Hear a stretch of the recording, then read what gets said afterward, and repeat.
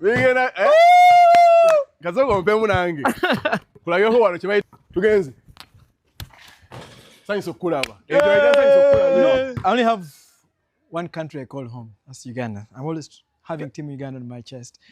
I see you at the airport at the what every time you're rocking this guy. Yeah, but man, don't ask me. With your height, you don't have the t-shirts can fit you, man. Get me one. Viveko. Eh? Viveko. But I will see. Together club. Kevela wardrobe for that one. You're trying and what you not in Mr. Wekes? With your chest, man. You know what I mean? One, but man, maybe we tell make one for you. As a country, why are we fighting each other? What causes this kind of environment that we feel so angry every time against and what's the each other? impact of that? And what's the impact? We've already had 500 and what? We have 529 members of parliament. Of what value are they adding to the country? You should be asking ourselves. Is the economy growing because we have a bigger parliament? I don't think so. Are they discussing business? Are they discussing what can help this country? Yeah? These are things we need to ask ourselves. So if we waste so much time without analyzing where we are going, then we have a problem. If a by-election is happening, let it pass. All the time we're getting angry with each other. We shall kill each other. And we have no other country. We only have a country called Uganda, which belongs to all of us. I think that was my whole thing. That's what you meant by the word politics. Like we haven't understood what it means to.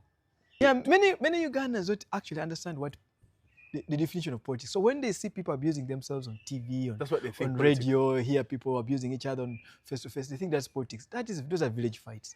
Politics is the science of governing society. In fact, when you're dealing with politics, you're dealing with resources and you're dealing with human beings. It's how you use the resources available in the country, manage it very well, and be able to get people's lives sustainably in a better condition. That's what politics is all about. And that's what I was telling guys. People don't understand. We're now going to go through elections, soon. In these elections, you should ask your LOC1 to give you a proper business plan. Right. One time I was here, somebody knocks at my gate and says, I want to be LOC5, LOC3. And I want to change your life. I said, first of all, have you changed your own life? What are you going to do for me to be better? What have you done for yourself before? Absolutely. Right. And he said, I'm going to make sure this place is secure. At what cost? That's the guy. Because you're going to expect me to pay in order to have a very secure environment. Now, if I'm going to pay, what things are you going to do to bring business so that I also earn in order to be able to pay? These are the things that I was asking the guy. Did he have answers? He didn't have answers. So I said, no, we can't be wasting time. We can't waste time of you. What I'm trying to say is that whoever wants to be your leader, LOC1, LOC5, member of parliament, it doesn't matter whether it's opposition or NRM, he must give you a proper business plan. What am I going to do in order to use those valuable assets in order to create wealth? Then we can improve our hospitality. We can improve our well-being of the people. Right. You go then to social services. How do we improve the roads? How do we improve the hospitals? How do we improve schools? You first think about how am I going to make environment, get the resources that are necessary to improve the environment. And a lot of Ugandans aren't following what's happening in the US. America, first of all, is being very clear that they're thinking business. You earn $200 billion from us. We're not earning from it from you. Piss off. Yeah, you can go wherever you want to go. Number two, it has become very clear that aid is not going to work. For me, as a Ugandan, I'm thinking, our discussion as Ugandans, whether you're an NRM or FDC or JEMA or just a normal guy on the street like me, our discussion should agree that there is not going to be any aid in the future. There's not going to be any free money. And because there's not going to be any free money, we need to focus on our resources. What we're good at. Yeah, as a country, what do we have? Our major resource. Our number one big resource is good weather. Last year, tourism earned the world $8.9 trillion. 36% according to UN, to Visa International, traveled because they're looking for good weather.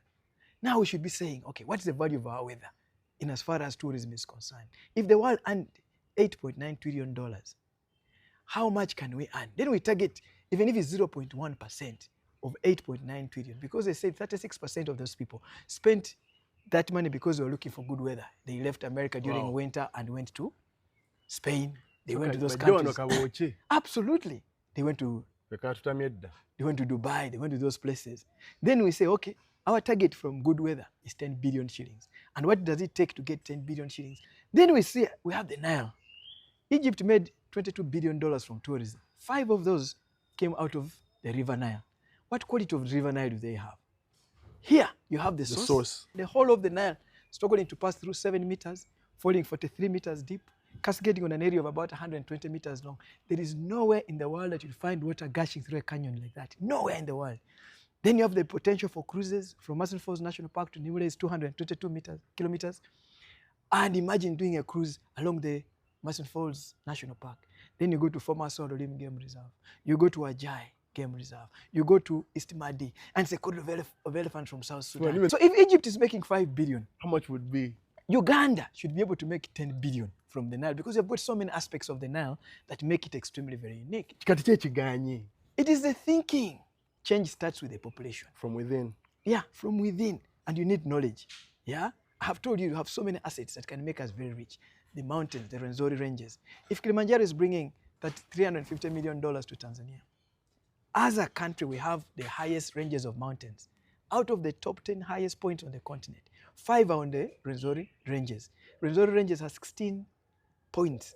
So now 5 of them are among the top 10 highest points. That means that we could easily make $1 billion from the Rwenzoris. Which will radically alter our economy. Absolutely change Kasese, but it also change Uganda. That's what it means. Livelihoods will be improved. Absolutely.